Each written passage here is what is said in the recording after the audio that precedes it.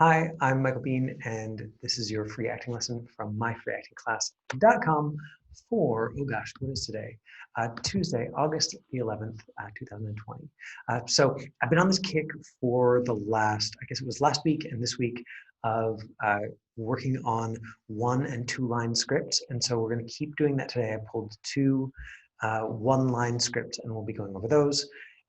Well, or at least we'll start with one, and then sort of we'll see where we go. I often have ambitions, to tackle multiple, and we don't quite get there. So the first one is from a show called Gym Teacher. Now, I gotta say that I'll get fixated on a particular idea as a teacher, and it'll have a lot of my attention for a while. And I want to make sure that these lessons, because it's summertime and you keep showing up for them, are reflecting what you want to know. So a couple of weeks ago, I asked you to throw into the chat window some guests who you would like to see. So what are some of the extra skills that you'd like to see invited into the lessons, into the room? And today, what would be really helpful for me is if you would throw into the chat window, what do you want me to talk about? The half an hour, it sounds like a long time. It's not actually that long time. What would be most useful for you personally? You don't have to think about anybody else, because I'm just asking you to throw things in the chat windows. If you're like, what I actually want to spend half an hour listening to is da da da da da. So if you would put those in the chat window for me today, that would be a big help to me.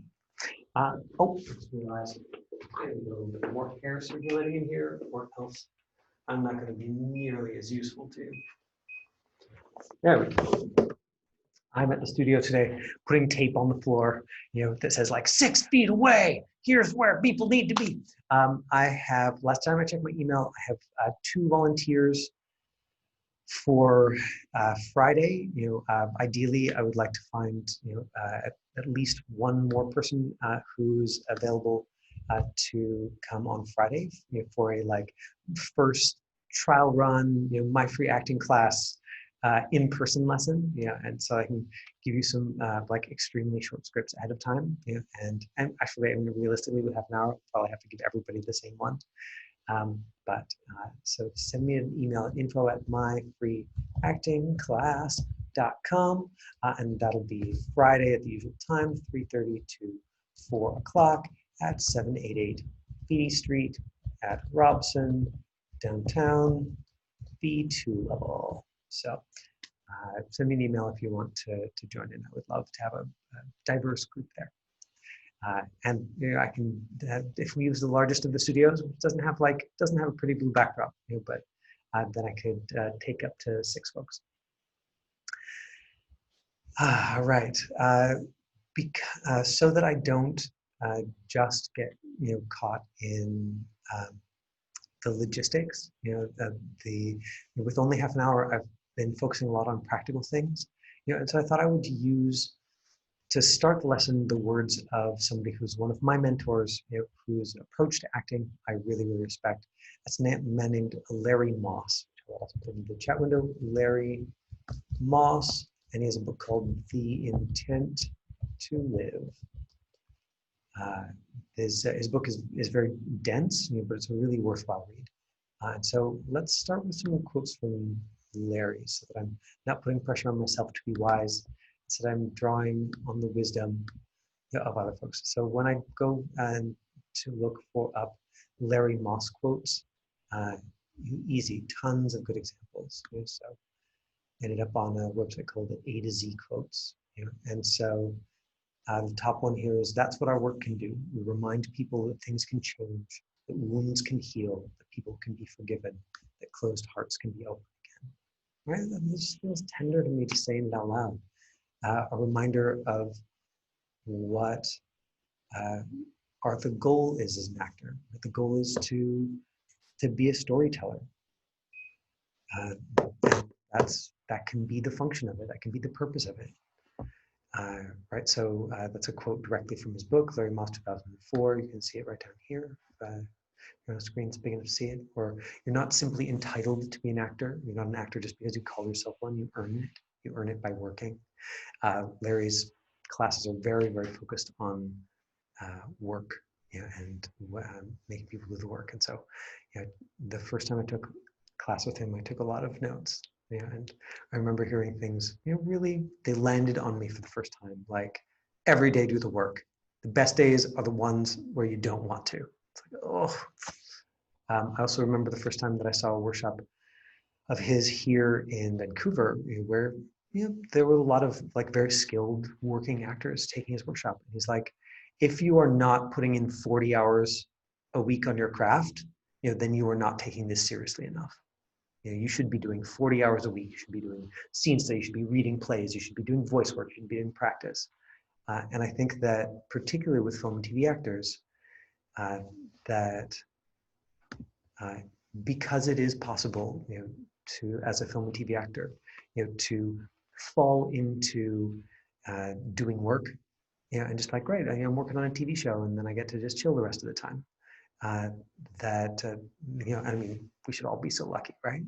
But that for that 1 or 2%, of working professional actors who are working all the time, the ones I know who have the most consistent careers are the ones who are putting in that time investment, in the same way that you would expect to if you were a professional soccer player or professional dancer, or right, if you were in a highly competitive profession, that involved needing to maintain a high degree of skill in order to be competitive there. And I don't say that to be daunting, but just to forefront, that at the point, that if you were like, yes, that's all I want to do as an actor, that's a really substantial commitment. In the meantime, what can you do to give yourself, half an hour a day? That's one of the reasons I started this lesson, so that I'm supporting you in that. And then what are you doing to practice? Are you putting in your own 5 minutes, 10 minutes, 15 minutes of practice? In the same way that when somebody's starting meditation practice, they say, you start with 5 minutes a day, right? Start with, like, give yourself the win. Start with something that's accessible. Especially if you've been coming to this class regularly, are you thinking about, what am I doing to practice? And that's where you can take notes in Liz's lesson about voice work tomorrow. Voice work is practice that you have a ritual of, like, I'm going to do my voice work in the shower. That way nobody gets to hear me making weird noises for 5 minutes. Right? Like, you can do your voice work, in the car as you drive, to work or from work, again, where nobody's going to hear your weird noises. Or, if you are a young person, you can go and let yourself into the car in the garage, and do your voice work in there, where actually, like, nobody's going to hear you. Right? Like, I know folks who take my class are like, oh man, I have siblings. You have a little brother who's just going to make fun of me if they hear me making weird noises. And okay, that's like a larger conversation about, trying to get your siblings on board with, like, being supportive of your life goals. But in the meantime, like, you can go out to the car and close yourself in it if you really need to. And certainly, like, especially when I was first practicing singing, having that degree of privacy helped, because singing was so vulnerable for me for a long time. It really put me in contact with my own sense of self-judgment, my own, like, not good enough. It's like, and even though my idea is that, like, everybody should sing, every actor should practice singing, my actual experience when I sang was like, oh God, like, this is something that people who are good at should do, and I need to shut up. And so I think we all run into those places. Oh, another resource that I want to throw out there, because I've been loving it. But there's a woman named Brene Brown. Some of you will remember that I showed a little clip about empathy. And she has a podcast called Unlocking Us. One of her early episodes is an interview with, I think his name is Dr. Mark Barrett, the author of a book called Permission to Feel. Right? And a lot of stuff in this podcast is wonderful, but this one in particular, he's a researcher at Yale, he runs a whole psychology department, and he's talking to her, so she's a shame and vulnerability researcher. He is a feelings researcher. This stuff is so relevant for actors. right? And again, it's free. It's like you can just go and download the podcast and listen to it, right? So I highly recommend it. He talks about recognizing and understanding emotions and identifying them. Yeah, and some of his like extremely clear, specific ideas. I need to delve more into. So, by next week, maybe I'll have a copy of his book and I'll be like, I'm reading this book. It's blowing my mind. And I'll like want to teach you the things. I told you that I get an idea and then I want to talk about the whole idea much. Okay. Let's get on to working one of these short scripts. So let me see how many people I need for my first script. This one's challenging because it's so simple that it would be easy, to look at it and think that it's boring. And so we've got a teacher and we've got Winnie. Winnie's the lead, and the teacher is the single line of dialogue. So Elaine, will you be my teacher? Okay, that's the role that we're auditioning, for today. And great.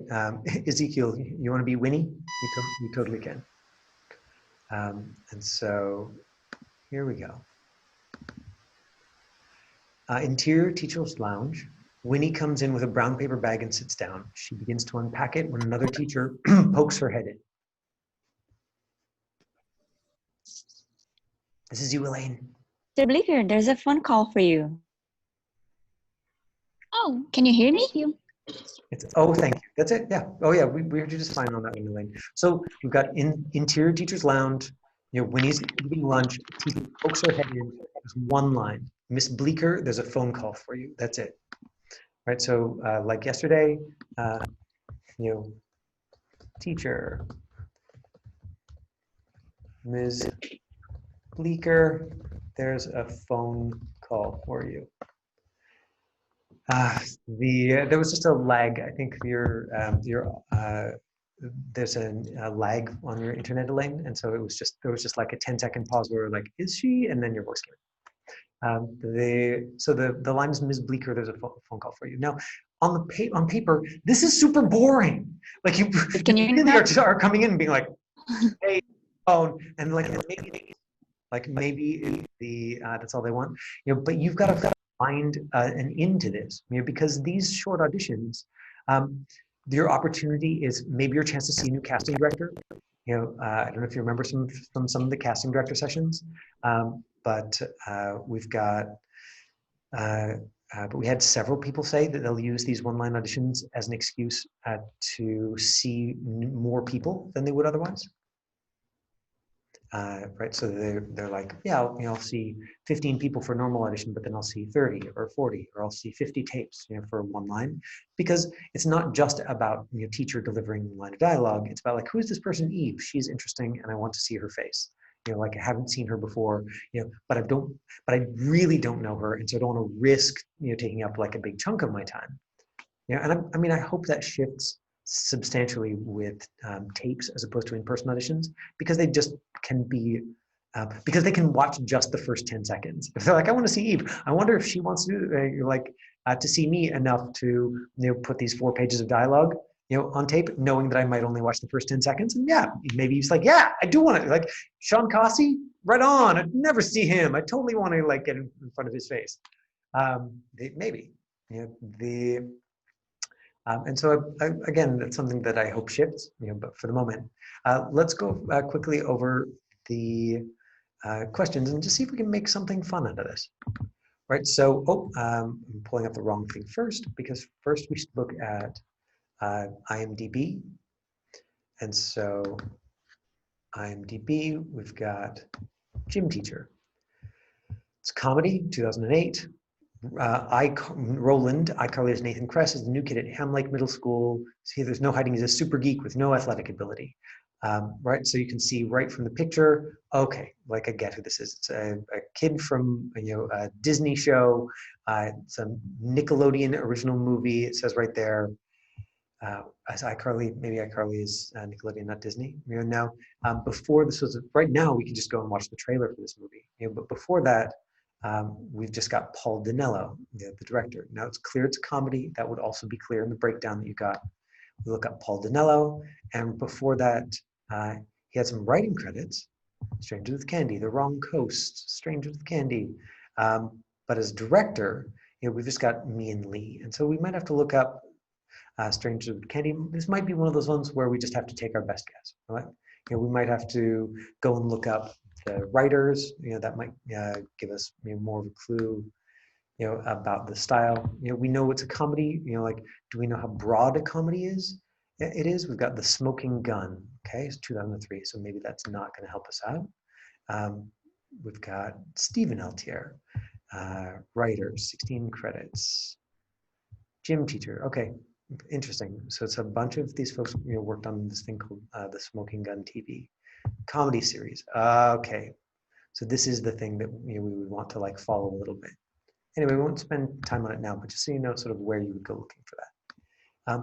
And you watch 15 seconds of The Smoking Gun, on YouTube, and then you'd be like, oh, okay, I get it. Like I get what these guys are into, because looks like it's a brothers, who are the writing duo, and then they've tapped a guy to direct it. Then we pull up our story questions.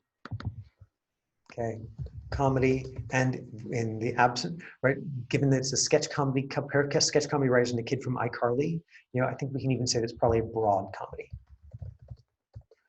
Right, so something that I've talked about here, broad comedy means, especially for this, right, if the lead actor is 10, then the audience is younger, right? So if you think about theater that's made for 6-year-olds, it's probably like that in terms of like the style or the energy that goes behind it. It doesn't mean that all the adults are like talking down, but it does mean that everybody in the show is just going to have more energy and more sparkle. The other thing about this kind of broad comedy is we're never worried about people.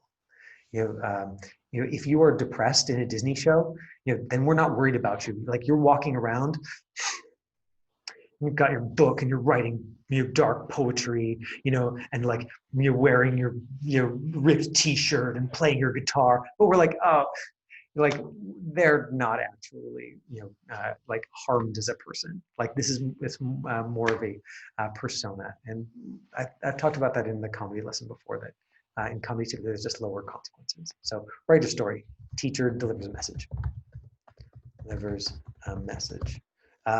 So what is my story? It's maybe meeting the new teacher,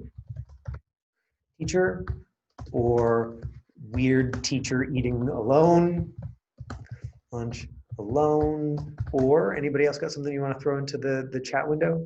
Right, we're looking for something that will bring to life, and make interesting your single line, Ms. Bleecker, there's a phone call for you. And sometimes casting directors, will talk about like the pizza guy that, sometimes an actor will just be so keen, to get him to see the casting director, they'll make like an entire meal out of it. They'll come in like, here is your pizza. There's a call for you. Thoughts, feelings, activity. Right, so you do have to deliver this single message, but what's your story? Arc, or the change. Now this, is overly nervous. Yeah, nice, right. So I'm super awkward. Right, that's a great choice, Dia. It's something that's not immediately apparent on the page, that they haven't thought of.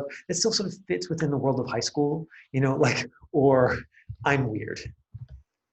Or I want to meet this new person, or I want to meet this new person, right? So now we're getting creative with it. And so then your arc obviously is going to follow this. Your descriptive words for you and them are going to follow that. Descriptive relationship is coworkers. Personalization is going to be a relationship or event in your life that might help you empathize with the feelings behind that experience, right? So if you're choosing like if you're choosing like I'm the weird one, then oh right, okay, it's that time when like I really felt like an outsider, and like or it's that time where like I was just like totally rocking my like full geek self and I didn't care what anybody thought about it, or if it's I want to meet this new person, then you're picking and this really should be specific, a specific relationship, because it's easy to go like, yeah, I've had that feeling before, and that's probably true, right? Like you're a human, you've had the entire range of human feelings. If you're playing with, I want to meet this new person, then you would write in your descriptive words, essentially using yourself, for information. You'd write in descriptive words like, what is so exciting about them? That they're intelligent and quirky, and stylish, and fascinating, and then right, so we're playing with this one. Yeah, and then you would go, okay, when is a time where I met somebody like that? Or even, there's this person who I find intelligent and quirky and stylish and fascinating, who I haven't met, but I know them. I've watched a bunch of their YouTube videos, or like they're a friend of a friend. And it's like, if I had a chance to meet them, I'd be super stoked about it. So maybe it's that, what do I want? We've established that for this one, it's like, I want to meet them, meet the new teacher, or et cetera, et cetera. And then you put that into a short objective phrase. Right, so I can copy and paste this, into, your my story, is like, yeah, so the objective phrases are something like, you're fascinating.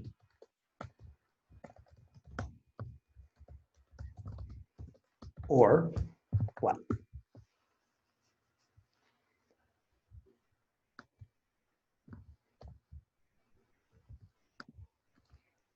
Or Christina put something like, I feel shy. Yeah, great. Or I want you to like me. Or even, right, exactly. Or even something like, I want you to be comfortable here. Or like, be welcome, or nice to meet you. Right, or I want to be friends, exactly, right? That you've got lots of options here. And then the challenge is going to be to give it some kind of arc. So again, this is what's seen this like really boring on paper, and you will get these. And if you can go in genuinely with that sense, and I was talking about this yesterday, and it's something that it's hard, for me when I get something like this. If you can go in and find that place of, hey, there's this story I want to share with you. Like I found something that's fun for me with this, and so that's what you want to bring in, right? And so Eve, you want to demo for us? Great, and then Elaine, do you also want to demo? I hope my connection's all right. Okay, great. Like your audio's a little bit low, but your connection seems fine. And so Speak a little louder.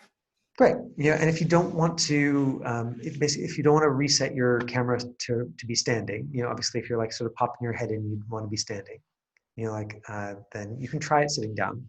Mostly as a demo for everybody else. YMO is like, hey, you've got to stand up. If you're doing a standing up sheet. So Elaine, you should stand up. Well, we have to be standing. But we'll let Eve stay sitting down so that we keep the thing moving faster. Yeah. So Elaine's going to stand up, but Eve's going to stay sitting down. And so if you've got your actual phone, there close to you, I would say like use your actual phone. I think that kind of prop is always allowed. Do you have yours handy? Yeah, 1 second. Yeah, I got it. Great, and so just start off a little bit to one side, start with the phone either like to your ear or and so then I'm going to script the moment before for you, just because we're close to the end of the lesson, but then Elaine, and anybody else who wants to demo, like Deborah, if you want to try this, then all you have to do is set up your camera so you're standing. Right. And Caden, if you want to try it, like, I'll give you the chance, man. You just have to, and you're already standing, so I know you're ready to go. I'm having troubles with my phone or with my email or my computer. I'll check in with you after we've done Okay. in the lanes. Okay. Is that okay? And so Eve, let's start with the phone. As though they've just said they're looking for this person, and I want you to look around. The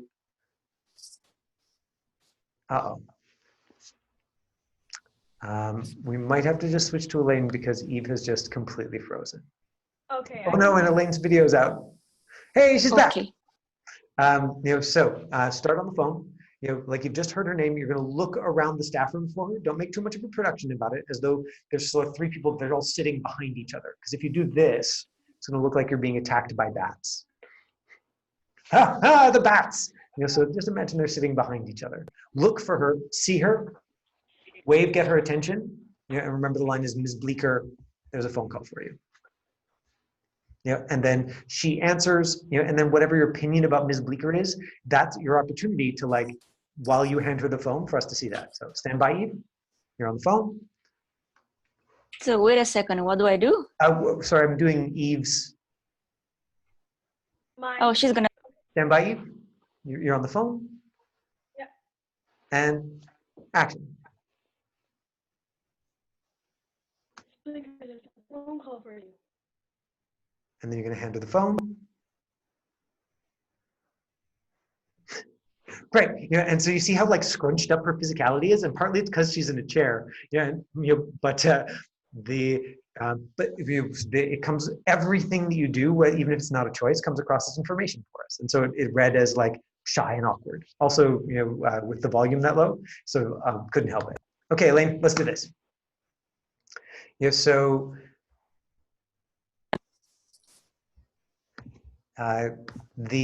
one are you playing with? I'm the teacher, right? Which one of these objective phrases is interesting to you, Elaine? Which one are you playing with? You're fascinating. You're fascinating, great. And so start off camera.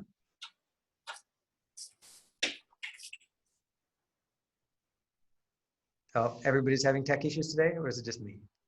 There you go. Come in, see her, watch her for a minute, walk up to her table, get her attention, give her the line, and then watch her walk off. And the more specific you are about what it is that you're seeing about her that's fascinating, the more effective it is.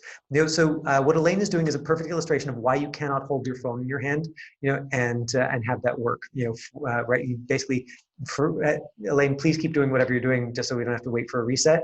But the wobble, even though it's small, because it's your entire face, is super distracting. Stand by and action. I can do it. Sit down. Okay. Mr. Bleecker, there's a phone call for you. And then watch her cross camera. She crosses camera so that we get to see your eyeballs go, no, across camera. Not way up high, at your camera level. Otherwise, it looks like she's 9 feet tall. There we go. Keep watching her, keep watching her, keep watching her, keep watching her, keep watching her. She's over there. Keep watching her. Okay, we lost you. It's a technology issue. But you can see that if she just totally goes for her fascination with the person, then we get it. Caden's ready to go. Okay, Caden, here we go. Okay, Caden, stand by. Start off camera. Way in that back corner, and run in and be the like super annoying kid with the phone message. Stand by and action. Action, Caden. The line is, Miss Bleecker, there's a phone call for you. Miss Bleecker, there's a phone call for you. Cut. And make sure that wherever you're handing the phone is also where you're looking. So you were looking at yourself, but you were handing the phone to somebody else. So it's a great illustration of why it's so important to have your eye lines be really, really consistent. You want your eye lines to be really consistent, really clear on camera. So I heard from Elaine said, how do you keep yourself motivated? It's a great question. Happy to talk about motivation next week. And Kevin wanted tips for auditions. So Kevin, I assume what you mean is tips for in-person auditions, for when those are happening again. Is that accurate? Even Zoom, like I just did a couple Zoom ones, and even the one-liners, like I think I'm kind of in the boat you're talking about the one-liner auditions here, like we're talking about. So this stuff was good for the one-liner, but just even because I've done the one-liner audition and bombed it, and because I didn't have the action before the line and the moment after, right? So. And did they give you the script so you had a chance to prepare that? Okay. But Well, I just didn't know what to do because it was one line, so I just didn't. I thought it was easy, right? So like most people, you just you say the words and then you're like, we're done, right? The fun, find this can be a spot where it could be useful, to find some of these short scripts online. I've also done this great exercise where you're watching TV and you have a keyboard and you just flip through channels and grab random lines of dialogue and write them all down. So you just have a whole bunch of these strips of paper that have a single line of dialogue, and just treat that single line of dialogue as though it's an entire audition.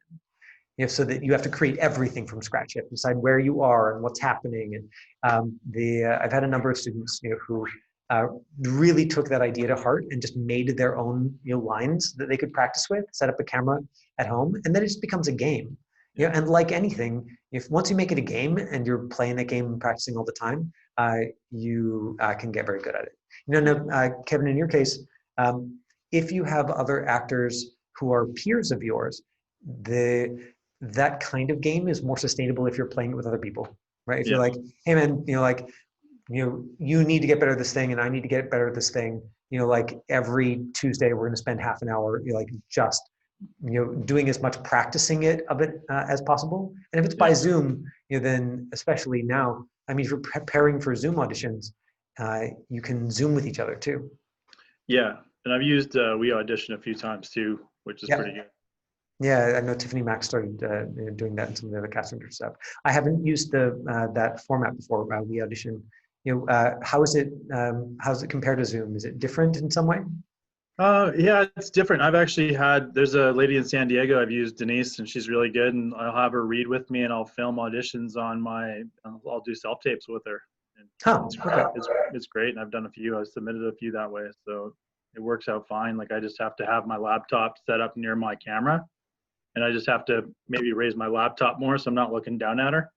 Okay, so the technical things are sort of fundamentally the same. The taping is fundamentally the same as Zoom.